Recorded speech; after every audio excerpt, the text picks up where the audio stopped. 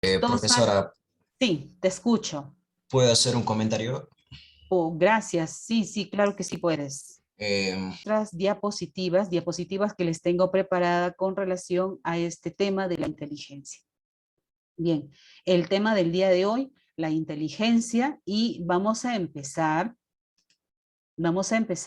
con esta diapositiva, ¿no? Que habla sobre una frase muy célebre de Albert Einstein: el verdadero signo de la inteligencia no es el conocimiento, sino la imaginación.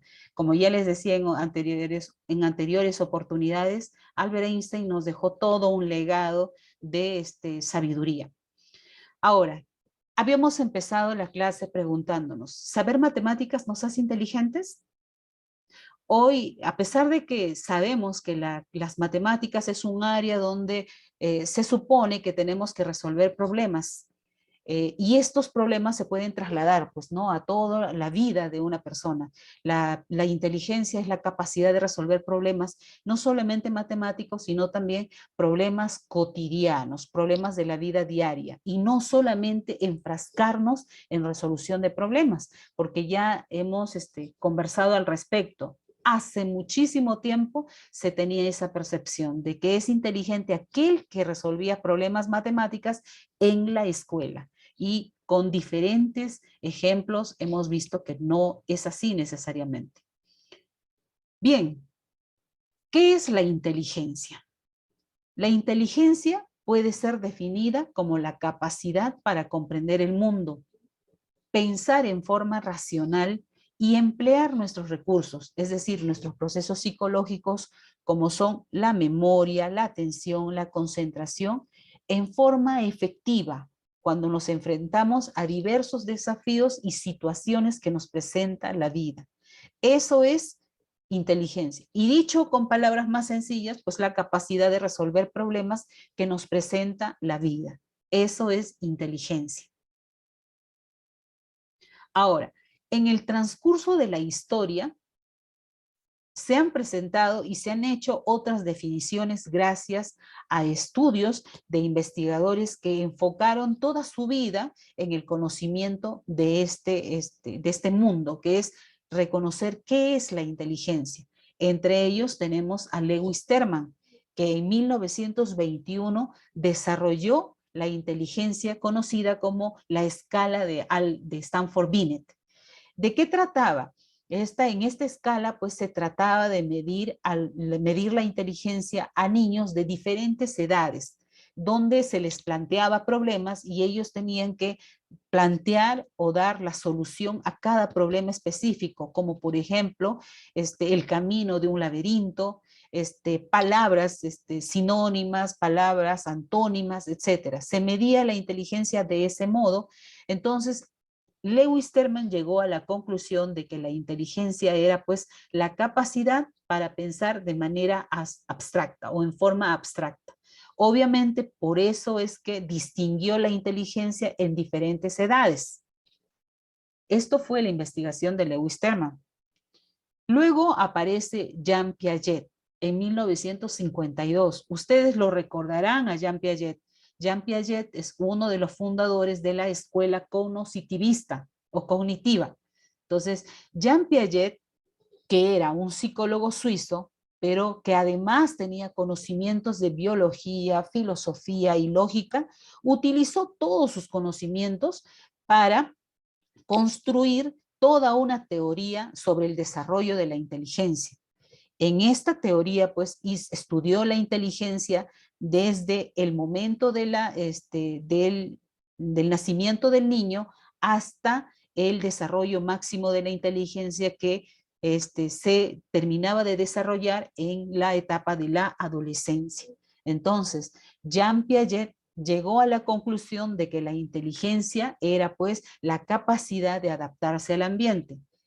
Él llegó a esta conclusión porque en su estudio sobre el desarrollo de la inteligencia vio que un niño de 3 años frente a una situación adversa tenía una forma muy particular para resolver una situación estresante, mientras que un joven de 15 años ya lo hacía con mayores recursos. Entonces, por eso, acuñándose al estudio de Lewis Terman, el estudio de Jean Piaget terminó diciendo o acotando, añadiendo de que la inteligencia era la capacidad, no solo la capacidad de pensar de manera abstracta, sino también de adaptarse a un ambiente determinado, ya sea este ambiente hostil, ya sea adverso, ya sea complicado, era eso, ¿no? Adaptarse al ambiente.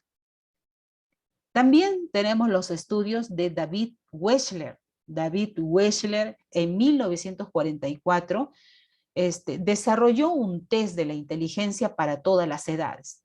En este caso, David Wechsler me elaboró un test, para medir la inteligencia de niños, adolescentes y adultos, ¿no? Los separó por el Weiss y Wechsler. Wechsler en el caso de los niños y Weiss en el caso de los adultos, desde adolescentes a adultos, ¿no? Con este test, él formuló una definición bastante práctica y sencilla y decía que la inteligencia era la capacidad para actuar con un propósito concreto, pensar de manera racional y relacionarse eficazmente con el ambiente.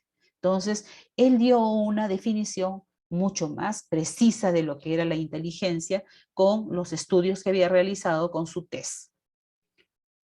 Y así, jóvenes, la inteligencia ha tenido toda una historia en el que capturó o magnetizó el interés de muchos estudiosos por querer saber y descubrir qué era la inteligencia y qué es lo que hacía que la inteligencia desarrollara. Por eso es que a la fecha podemos mencionar que existen dos factores principales que determinan la inteligencia, factores. El primero es el factor biológico, hereditario. Vamos a hablar, cuando hablamos del factor biológico, nos referimos a todas las características del sistema nervioso.